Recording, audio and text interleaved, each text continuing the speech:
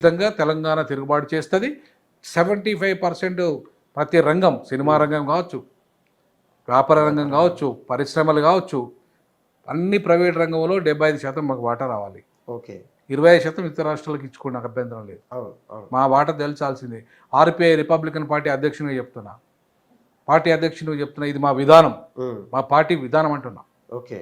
ముంబైలో ఎట్లయితే వీళ్ళని తరమేసిండ్రు, మీరు ఇట్లనే దోపిడీ చేస్తే ఖచ్చితంగా హైదరాబాద్ నుండి కూడా పంపించాల్సి వస్తుంది. ఓకే. ఖచ్చితంగా చేయాల్సి వస్తుంది ఆ పని.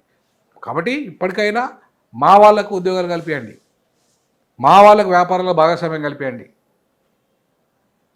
మీరు కల్తీ మానండి, మీరు హవాలా కుంభకోణాలు మానండి, మీరు సైబర్ క్రైమ్ చేయడం మానండి, మీరు నిజాయితీగా ఇక్కడ వ్యాపారం చేయండి. ఈ దేశాన్ని రక్షించాలి, ఈ దేశాన్ని కాపాడాలి, ఇన్కమ్ ట్యాక్స్ కట్టి ఈ రాష్ట్రాలను కాపాడాలి, ఈ దేశ ప్రజల్ని కాపాడాలి. అది దేశభక్తి అంటే. దేవుని పేరుతో మోసం చేసి, దేవుల పేరుతో మోసాలు చేసి, లేకపోతే హవాలా కుంభకోణాలు చేసి మేము దేశభక్తులం అంటే నడవదుగా. ఈ తెలంగాణ సమాజం మీ యొక్క మోసాలని గమనించింది కాబట్టి ఇలా బంధుల దాకా పోతున్నది. ఇలా యాదగిరి గుట్టలో బంధు పెట్టారు అంతకుముందు, ఇలా ఆమన్గల్లో బంధుకు పిలిపించారు. అది మొత్తట అంతటా వస్తుంది ఆ తిరుగుబాటు అనేది. తెలంగాణ రాష్ట్రంలో ఉన్నటువంటి మార్వాడి గో బ్యాక్ ఏదైతే నినాదం ఉందో సార్, దాని గురించి ఎవరు మాట్లాడినా కూడా వాళ్ళ phone number, personal phone number తీసుకోవడము, కుటుంబ సభ్యులకు అసభ్యకరంగా మాట్లాడడము, వాళ్ళకు గాలి ఒక బెదిరింపు కాల్స్ ఒక్కరి కాదు, దాదాపు వందల నుంచి దాదాపు అసలు అన్లిమిటెడ్ కాల్స్ వస్తున్నాయట.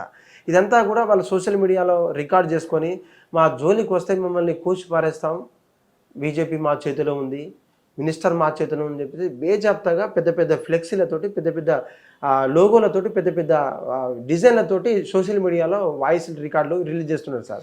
నిజంగా తెలంగాణ సమాజంలో కొట్లాడుతున్నటువంటి గో బ్యాక్ మార్వాడి అనే అంశం మీద కొట్లాడుతున్నటువంటి మీరు కావచ్చు, పలువురు ఉస్మానియా నాయకులంతా కూడా నిజంగా ఏ రకంగా రక్షణ కల్పిస్తుంది తెలంగాణ రాష్ట్ర ప్రభుత్వం కావచ్చు, ఈ హోంశాఖ కావచ్చు?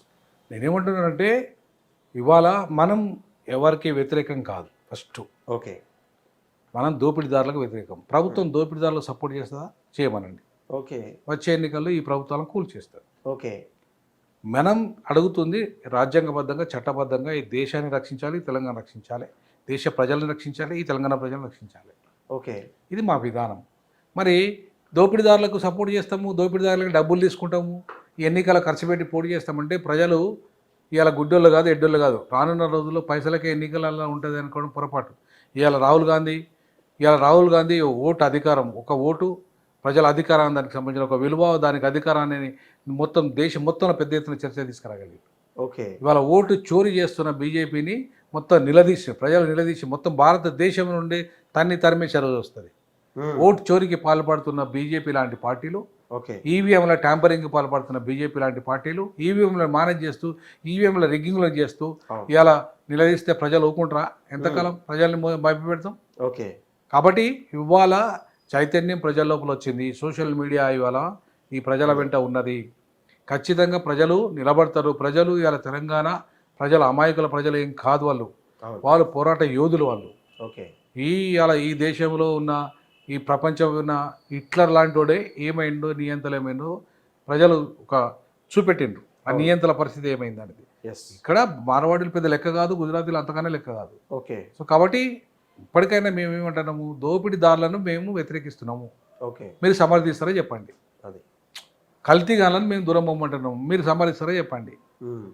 మీరు మాకు 75% మాకు వాటా కావాలంటాను. మా చట్ట ప్రకారమే, ఓకే, లోకల్ చట్ట ప్రకారమే మాకు 70% వ్యాపారంలో వాటా కావాలి, పరిశ్రమల్లో వాటా కావాలి, సినిమా ఇండస్ట్రీలో వాటా కావాలి, ఫార్మా రంగంలో వాటా కావాలి, అన్ని రంగాల్లో మా వాటా మాకు కావాలి. మీ ప్రాంతంలో మీరు తీసుకోండి. గుజరాత్ రాష్ట్రంలో మీ 70% మీకు ఉంటుంది, ఇతర రాష్ట్రాలకు 25%. ఓకే. అంతేకాని మీ రాష్ట్రంలో మా వాళ్ళు అంతా 70% ఉన్నారా? మా తెలంగాణలో వ్యాపారం చేస్తారా? మన కూలీలకు పని చేస్తారు మన వాళ్ళు పోతే గుజరాత్లో, అవునా? బట్టల దాంట్లో ఇండియాలో. సో మీరు వచ్చి ఇక్కడ యజమానులుగా ఉన్నారు, కూలీలుగా లేరు మీరు. మేమేమంటున్నామంటే ఈవెన్ పాపం ఒరిస్సా నుండి కూలీలు వస్తున్నారు, అక్కడిక్కడ కూలీనాలు చేసుకుని బతుకుతారు, వాళ్ళకు వ్యతిరేకం కాదు మేము. ఓకే. మీ ఎవరికి వ్యతిరేకము? ఈ కల్తీగానులకు, ఈ దోపిడీదారులకు, ఈ ట్యాక్స్ ఎగ్గొట్టేటోళ్లకు, మా పనులకు, మా వాళ్ళకు ఉద్యోగాలు రానియకుండా మీ వాళ్ళని తీసుకొని పెట్టుకుంటే వాళ్ళకి వ్యతిరేకం. ఓకే. దాన్ని బండి సంజయ్ అంటే సపోర్ట్ చేస్తాడు.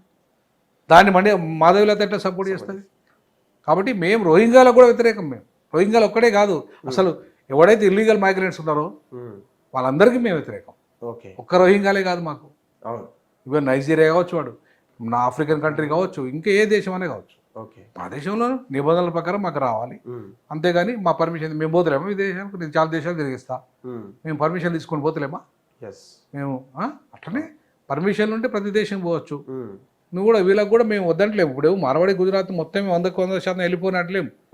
విదేశీ మిగతా రాష్ట్రాల వాళ్ళకి మేము 25% ఇవ్వమంటున్నాం, 75% మాకు ఇవ్వంటున్నాం. ఇది తప్పెట్లయితే, ఇది నేరం ఎట్లయితుంది? ఓకే, ఖచ్చితంగా అది మా హక్కు అంటున్నాం. ఓకే సార్, నిజంగా చెప్పండి, ఈ అంశం పక్కన పెడితే డీలిమిటేషన్స్ అనేది ఒక చర్చనీయాంశంగా మారింది సార్. రానున్న ఎలక్షన్స్లో తమిళనాడు లాంటి ఒక స్టేట్ కూడా తన భుజాల మీద ఒక సీఎం క్యాండిడేట్ కూడా దీని మీద అనుచిత వ్యాఖ్యలు చేయడము, ఒక కరోనా వైరస్, ఒక డెంగ్యూ, ఒక ఫ్లూ లాంటి బీజేపీ పార్టీ ఈ డీలిమిటేషన్స్ మీద మాట్లాడడము, లేకపోతే మా యొక్క కుటుంబ నియంత్రణ మమ్మల్ని కట్టుబెట్టి ఆ యొక్క యూపీ, బీహార్, రాజస్థాన్, మధ్యప్రదేశ్, మహారాష్ట్ర లాంటి పార్టీలో ఉన్నటువంటి వీళ్ళను పెంచుకొని శాశ్వతంగా ఒక పదవిలో ఉండాలనే ఆకాంక్ష ఆర్ఎస్ఎస్ బీజేపీకి ఉందని చెప్పేసి సీఎం స్టాలిన్ కూడా చెప్పడం, మీరంతా కూడా సపోర్ట్ చేయడం. ఈవెన్ దో తెలంగాణ రాష్ట్రం నుంచి సీఎం హోదాలో ఉన్నటువంటి రేవంత్ రెడ్డి కావచ్చు, ప్రతిపక్షంలో ఉన్నటువంటి కేటీఆర్ కావచ్చు, ముఖ్య నాయకులంతా కూడా ఆ యొక్క మీటింగ్లో ఎలా చూస్తారు దీన్ని? డీలిమిటేషన్స్ బీజేపీ చేస్తున్నటువంటి రాష్ట్రాలపైన, ముఖ్యంగా సదరన్ స్టేట్స్ పైన చేసేటువంటి కుట్ర ఎలా చూడొచ్చు సార్ మన దాన్ని? ఇప్పుడు నేనేమంటున్నా అంటే, ఇప్పుడు మనం దక్షిణాది రాష్ట్రాలు కుటుంబ నియంత్రణ పాటించినాం. ఓకే, కుటుంబ నియంత్రణ అనేది జాతీయ విధానం, ఒక పాలసీ అది. ఓకే, ప్రతి ఇంటికి మీరు కుటుంబ నియంత్రణ పాటించండి, దేశ జనాభా పెరిగిపోతుంది అవును, కాబట్టి మనం పేదరికం పెరిగిపోతుంది కాబట్టి తగ్గించండి, నిరుద్యోగం పెరుగుతుంది. ఓకే, మనం పాటిస్తే మన నేరస్తులు మనకు శిక్ష ఎట్లా ఇస్తారండి? ఓకే, కుటుంబ నియంత్రణ పాటించని రాష్ట్రాలకు శిక్ష వేయ, కానీ పాటించని రాష్ట్రానికి ఎట్లా ఇస్తావు శిక్ష? ఓకే, నువ్వు జనాభా ఇక్కడ తగ్గింది కాబట్టి మా సీట్లు తగ్గిస్తావా? అట్లంటే మరి అమెరికా ఉంది, అమెరికాలో 50 స్టేట్స్ ఉన్నాయి, జనాభా 25 కోట్లు. ఉత్తరప్రదేశ్ జనాభా ఎంతనో అమెరికా జనాభా అంత. మరి 50 కోట్లు ఉన్న అమెరికా 25 కోట్లు ఉన్న జనాభా ఉన్న అమెరికా 50 రాష్ట్రాలుగా ఉన్నది. ప్రతి జనాభా ఎక్కువ తక్కువ ప్రతి రాష్ట్రానికి ఇద్దరిని మాత్రమే నామినేట్ చేస్తుంది. నువ్వు కూడా ప్రతి రాష్ట్రానికి ఇద్దరి చొప్పున నామినేట్ చేయి, ఇద్దరి చొప్పున నామినేట్ చేయి. ప్రతి రాష్ట్రానికి సమాన భాగస్వామ్యం పార్లమెంట్లో అయ్యి. వాడు చిన్న రాష్ట్రమైనా, అది గోవా కావచ్చు, అది మణిపూర్ స్టేట్ కావచ్చు, గోవా కావచ్చు, చిన్న రాష్ట్రమైనా సరే సగం కరెక్ట్గా ఈక్వల్ రిప్రజెంటేషన్. అమెరికా ఎందుకు ఇస్తా? నువ్వెందుకు ఇవ్వవు? ఓకే, 80 ఎంపీలు అంట ఉత్తరప్రదేశ్కి ఉండాలంట, వచ్చి గోవాకు వచ్చి 2 ఎంపీలు ఉండాలంట. మరి ఇది ఎక్కడ అన్యాయం? ఇది ఎక్కడ న్యాయం చెప్పండి? మణిపూర్కి వచ్చి ఒక్కొక్క స్టేట్కి అయితే ఒకటే ఉన్నాడు, పుదుచ్చేరికి ఒకటే ఎంపీ ఉన్నాడు. ఇట్లా అంటే ఇప్పుడు పార్లమెంట్లో ఎవరిది నడుతుంది? దేశ ప్రధానమంత్రి ఎవరైతారు? 80 ఎంపీలు ఉన్న వాళ్ళు అవుతారు. దేశ స్పీకర్ ఎవరైతారు? 80 ఎంపీలు అవుతారు. దేశ రాష్ట్రపతి, ఉపరాష్ట్రపతి వాళ్ళే అవుతారు. ఓకే, ఇంక మనం మేమెందుకు ఈ దేశంలో ఉండాలి? మీ దేశంలో ఉన్నప్పుడు మాకు పదవులు రావాలి కదా. అవును, ఇప్పుడు అనివార్యంగా ఉపరాష్ట్రపతిని మన తమిళనాడు నుండి ఇచ్చింది. అవునా? అది మా డిమాండ్, మా విజయం అది. మా విజయం, మాలాంటి వాళ్ళ పోరాట ఫలితంగా, తమిళనాడు స్టాలిన్ లాంటి వాళ్ళ కొట్లాట ఫలితంగా ఇవాళ అనివార్యంగా డిప్యూటీ ఉపరాష్ట్రపతి మళ్ళీ సౌత్కి ఇచ్చారు. లేకపోతే మొత్తం డిప్యూటీ రాష్ట్రపతి కూడా, ఉపరాష్ట్రపతి పదవి కూడా ఈసారి ఈ 14 ఏళ్ళలో వాళ్ళకే ఇచ్చుకున్నారు. ఇది అన్యాయం కదా. ఈ మొన్నదాకా వెంకయ్యనాయుడు ఉంటే వెంకయ్యనాయుడు తీసి పడేసి వాళ్ళకే ఇచ్చుకున్నారు. కాబట్టి మా పోరాటం ఖచ్చితంగా న్యాయమైన పోరాటం, రాజ్యాంగబద్ధమైన పోరాటం. ఖచ్చితంగా ఇవాళ డీలిమిటేషన్ జరిగినా కూడా మీరు ఇవాళ రాష్ట్రానికి సమాన ప్రాతినిధ్యం ఇవ్వండి. 80 ఎంపీలు ఉన్న ఉత్తరప్రదేశ్కైనా సరే, తెలంగాణ 17 ఎంపీలు ఉన్న తెలంగాణకైనా సరే, 2 ఎంపీలు ఉన్న గోవాకైనా సరే ఒకటే ప్రాతినిధ్యం ఇవ్వండి. లేదా ఫ్రీజ్ చేసేయండి, అసలు డీలిమిటేట్ చేయకండి, రద్దు చేయండి. ఓకే, తప్పేముంది? ఈ దేశంలో ఉన్నాయి చాలు, ఉన్నకాడికి ఉంచండి. అట్లనే ఇప్పుడు ఇందిరాగాంధీ గారు చేశారు, వాజ్పేయి చేశారు, మొత్తం 50 ఏళ్ళు చేసిండ్రు. నువ్వు కూడా చేయి 25 ఏళ్ళు, ఫ్రీజ్ చేసి పడే. ఎందుకు చేయవు? అంటే మీ ఆధిపత్యం మెచ్చుకోవడానిక? ఓకే, ఈ దేశంలో రాజ్యాంగాన్ని మార్చాలని కుట్ర మీరు అమలు చేయడానిక? తిరిగి మళ్ళీ బీజేపీ సంపూర్ణమైన మెజారిటీ రావడానిక? ఎందుకు? మాకేమో ఈ చూడు, బీజేపీలో అయితే మార్వాడీలు, గుజరాతీలో పెత్తనం, కొనసాగుతుంది. అవును, ఆ? వాళ్ళ ఆధిపత్యం, వాళ్ళ సంస్కృతి, వాళ్ళ దేవుడు, వాళ్ళ భాష అంతా వాళ్ళదే పూర్తిగా ఆధిపత్యం. ఈ దేశం అంతా ఈ రకమైన పరిస్థితి ఉంటుంది కదా. ఓకే. సో కాబట్టి ఖచ్చితంగా ఎట్టి పరిస్థితుల్లో మేము డీలిమిటేషన్కి ఒప్పుకునేది లేదు. సమాన ప్రాతినిధ్యం ఇస్తావా లేదా రద్దు చేస్తావా, ఇదే కారణం. ఓకే. సమాన ప్రాతినిధ్యం అని రాష్ట్రాలకు, లేదంటే రద్దు చేయి. ఓకే. జనాభా దామాష పద్ధతిలో బడ్జెట్ ఇవ్వదు. రాష్ట్ర బడ్జెట్, రాష్ట్రం ఆధారంగా బడ్జెట్ ఇవ్వు, ఓకే. అవసరాల ఆధారంగా ఇయ్యి.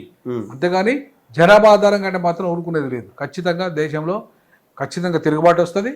ఈ దేశం ఊరుకోదు. డీలిమిటేషన్ పేరుతో మీరు ఆధిపత్యం, ఉత్తరాది భాష మీ హిందీ ఆధిపత్యము, అలాగే మీ ఉత్తరాది భాష మీ ప్రాంత ఆధిపత్యము, మీ భాషాధిపత్యము కొనసాగిస్తా అంటే ఊరుకునే సవాలే లేదు. అదే కూటమిలో ఉన్నటువంటి చంద్రబాబు సీఎంగా వచ్చిన తర్వాత సరే ఎన్ని మార్పులు చేసిన తర్వాత కూడా వైసీపీ తక్కువ సీట్ రావడం, తను వెళ్ళడం అది జరిగింది సార్.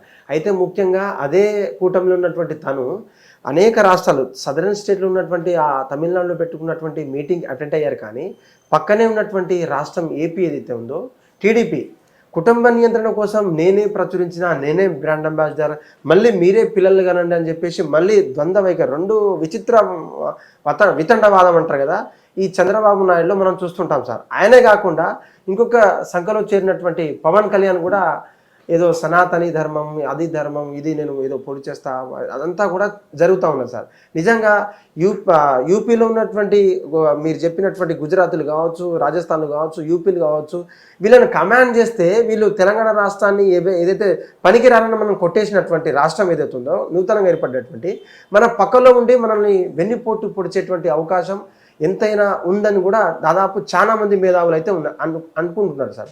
మరి ఈ యొక్క విధానాన్ని ఏపీ ఉన్నటువంటి ఆ ద్వంద్వ వైఖరిని ఎలా చూస్తారు సార్? అంటే అవకాశవాద రాజకీయాలు. ఇప్పుడు అంతకుముందు గుజరాత్లో మారణహోమం జరిగినప్పుడు 92లో, అవును, ఇదే 2002 2002 కావచ్చు, ఈయన ఎవరు చంద్రబాబు నాయుడు మొత్తం దేశంలోకి వెళ్ళి తరిమేయాలి, అసలు బహిష్కరించాలి మొత్తం హిట్ టీవీ యాప్.